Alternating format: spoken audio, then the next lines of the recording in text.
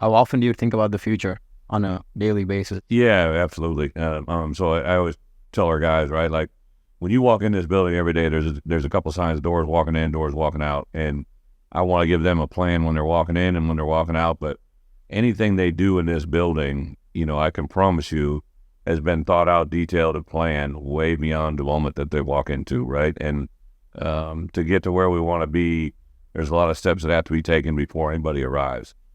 And I think that's our daily motivation. I think for us as coaches, we got to kind of be a little bit ahead of where the players are.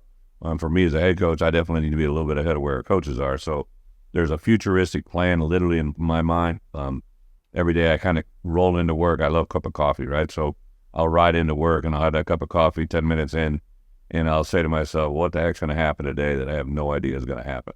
And then that's when you really got to rely and build your reactions off of what you know, because it happens every day, right?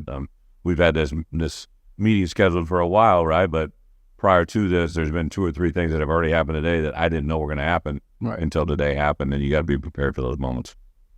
Would you consider yourself a man of habit? Oh, I would say so, yeah. I think, as we all get older, you get into routines, right?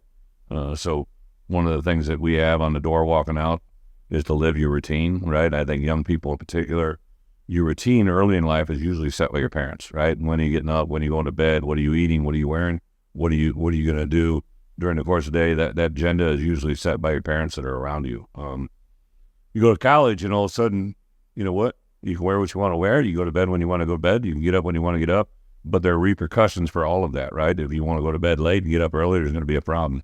If you want to do certain things and don't have accountability to another area of your life, you're going to have problems. So for me as a head coach, I really have kind of structured my life in the outlay of it to just kind of continue to be proactive in my planning so that the day when it happens, I'm ready for that moment.